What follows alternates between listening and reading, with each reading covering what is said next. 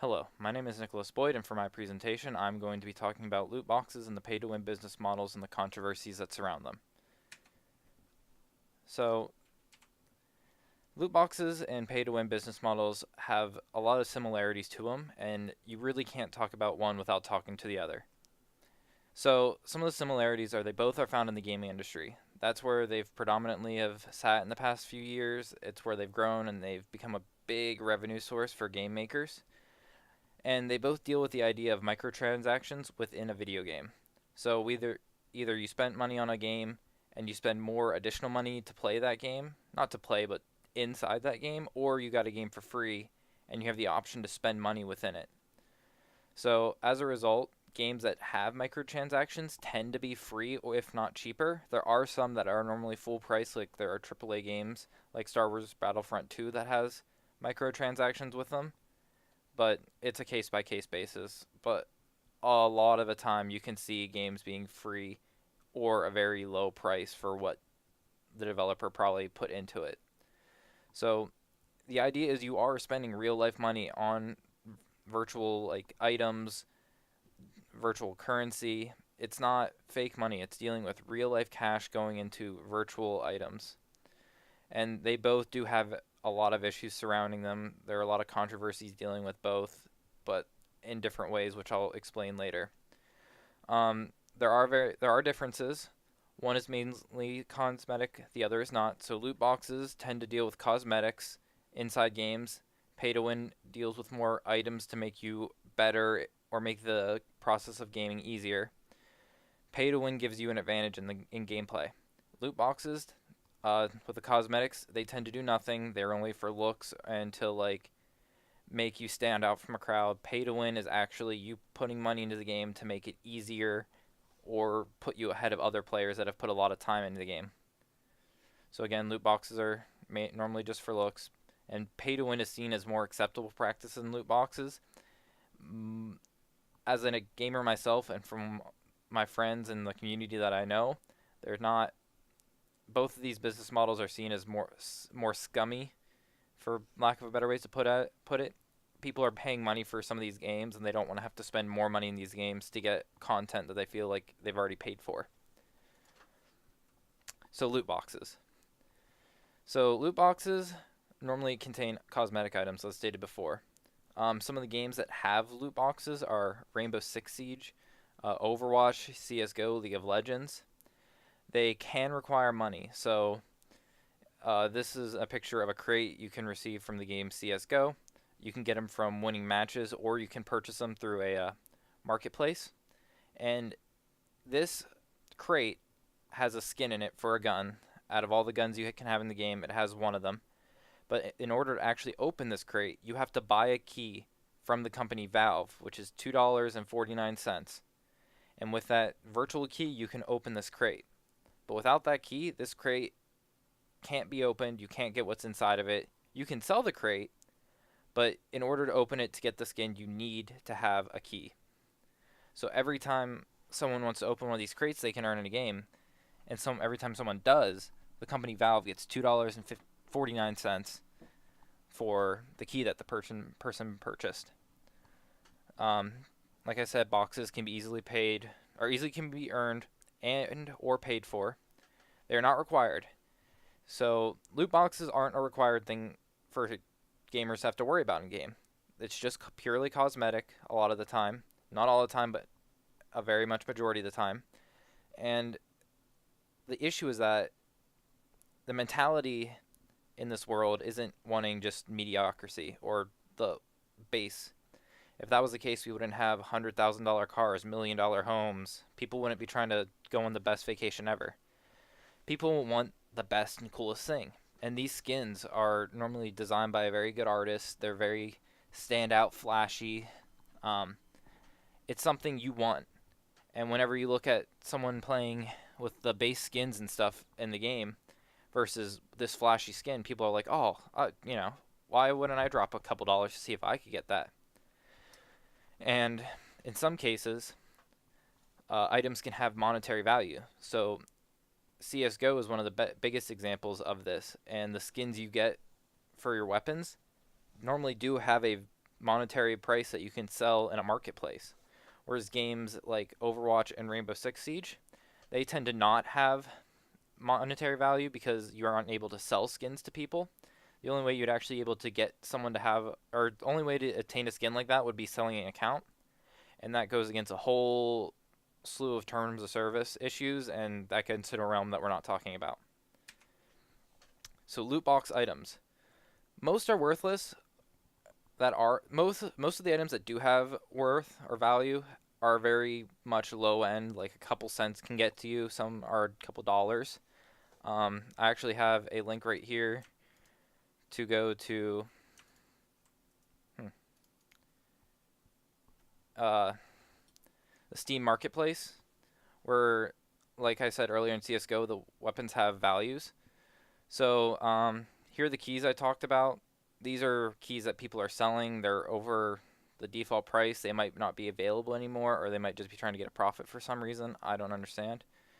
But if you look at this skin, this AWP Asimov Battle Scarred skin, this skin right now is selling for I think the lowest price is I can actually find it's not in, the sell price is $25. So this skin that you can get from a key that's $2.49 from a crate you got for free could be worth $25. So, what does this mean? Some skins are worth serious money. There was one CS:GO gun skin that had special stickers on it and had a special skin on it that sold for $61,000. The CS:GO, I keep using an example, is notorious for rare skins. It's kind of where this whole idea of loot boxes with items with monetary value got big, and it's almost like the standard. Like I said before, some games do not allow the sale of skins, like Overwatch, League of Legends, Rainbow Six. They don't have a marketplace that you're able to sell skins. So while you still might need money to get the skin, once you have it, it's not necessarily worth a value because you can't legally sell it without selling like your account. And now, when you think about these skins that are worth money, you get in the realm of gambling. Is this gambling? Am I, in CS:GO example, spending $2.50 for the chance to win a skin worth 25, 100, $9, $1,000? It's where the controversy starts to begin. So, the controversy with loot boxes. Again, CS:GO, it has kind of been the standard for loot boxes and how they operate. It covers almost all the bases, so that's just why I keep using it. They are seen as a form of gambling. China actually requires the chances of each crate and the chances to get each skin be public. A few years ago, there was a big controversy with CS:GO skin gambling, which it started with these websites. Here's an example of a web page you might see, where you would log in with your Steam account. You'd have all these skins in your inventory, and all these skins have value based on the marketplace. And you and like 10 other people would get into this room, and you would all put as many skins in this pot that you want. So if it was me and 10 other people, I put a skin in that's worth $1. Everyone else puts a skin in that's $1. There's 10 of us, $10. We all put $1 in, so we all have a 10% chance of winning. It spins a roulette wheel. You win. If it lands on you, you get all the skins. But you had a 10% chance to win because you put $1 in. That was 10% of the pot. So what people were doing were just gambling away these skins. Hey, I have this skin that's worth a penny or two. I should throw it in this pot. What's the chances I win a couple $100 worth of skins? It got very gambly. This was worth real money. You could sell these skins on the marketplace and get money for them. Now, granted, you couldn't get this money out. The money was stuck on Steam, the online retailer or the online platform for getting games. But you get one of these skins, you sell it for like $500. That's a lot of games you can buy in the future that you basically got for free. So Valve eventually condemned this practice. They closed it off. They said you're not allowed to do it. It goes against our terms of service. But no legal action was taken against these websites. It was legal. They could do it. It wasn't necessarily considered gambling. It's very new into the scene. So the moral question was, is this an okay practice for children? What the question was asked, is this gambling? It was deemed that it was, or I believe it was, and a lot of countries are starting to think, like, maybe this is a form of gambling, and why should we let children do this? The only thing that might be saving the games in certain countries is a lot of these games, like in the U.S., are rated 18 and older to play. If it's rated 18 and older, an 18-year-old should be the only one. 18 plus people should only be playing this game, and therefore they should be at the legal age to gamble. So it's a very gray area. But as we know, a lot of kids that aren't 18 are going to be playing these games and are easily able to gamble without any sort of checks and balances to make sure it's fine. So the question is, how should this be handled? And special ratings might have to be applied to games in the future.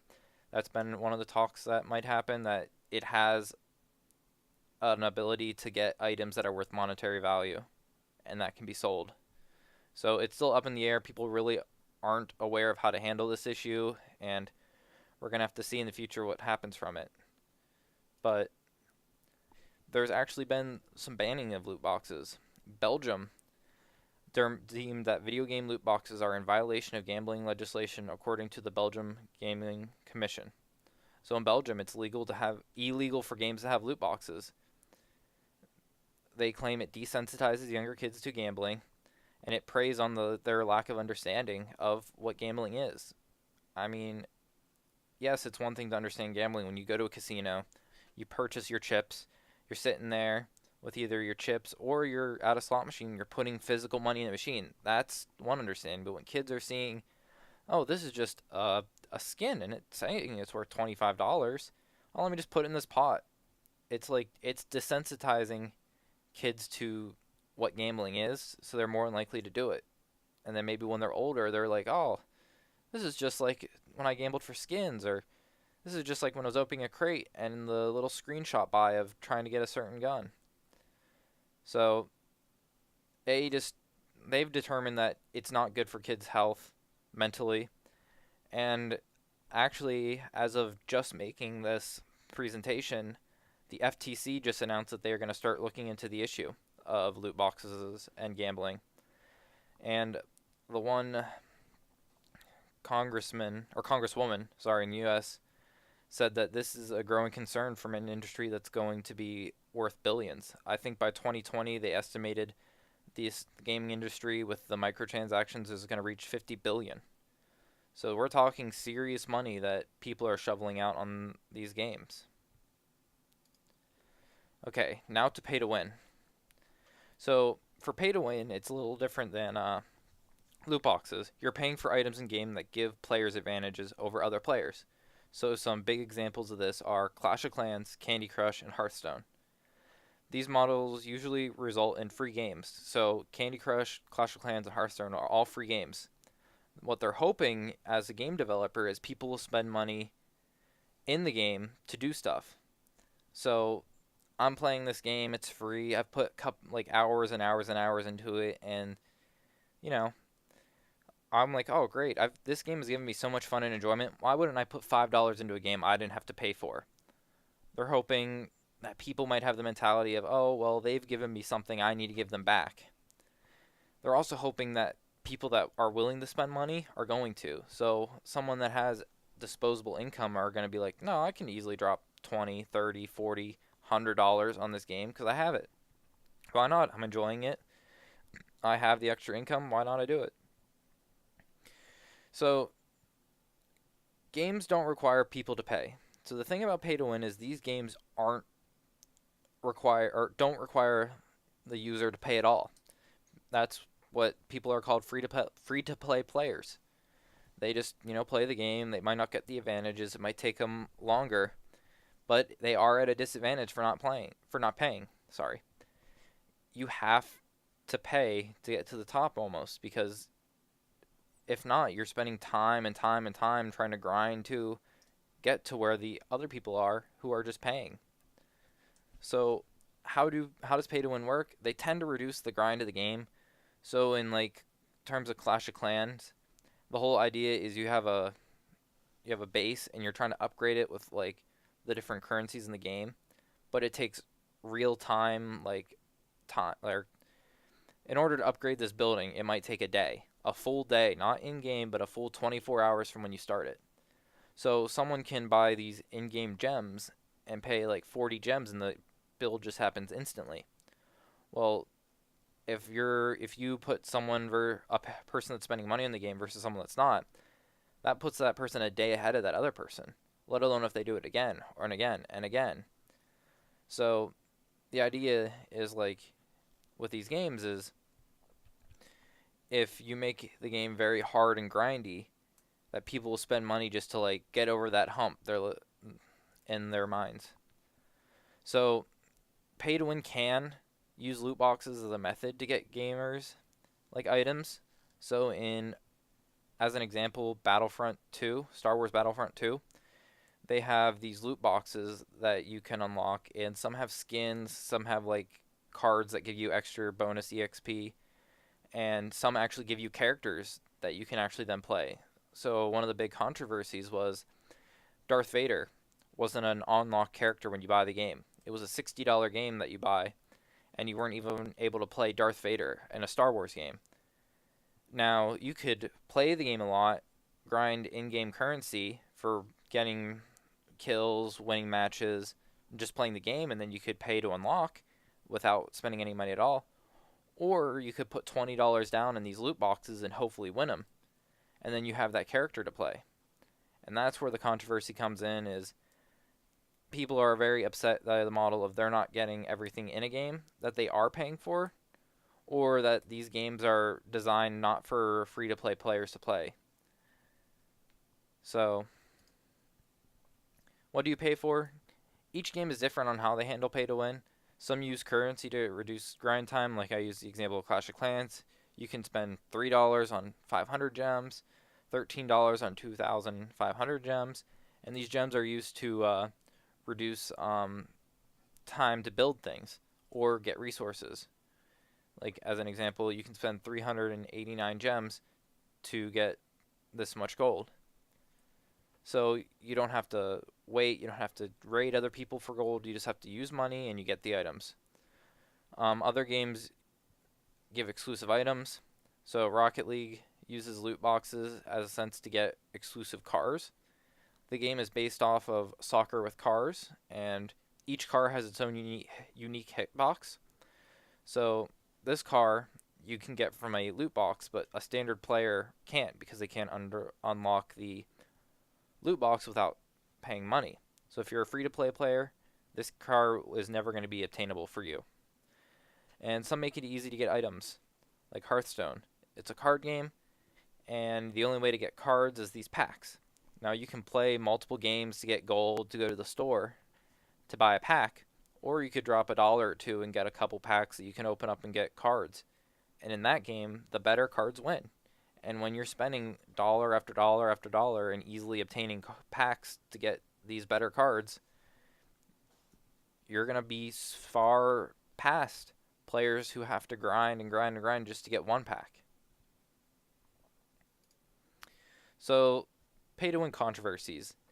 Now, like I said, it's not pay to win is considered to be more okay than loot boxes. Loot boxes are kind of gambling, especially when they have monetary value. Pay to win is, well, you don't have to do it. It's all about your choice. But it's very like sleazy and like scummy. People feel like, especially when games are advertised as free.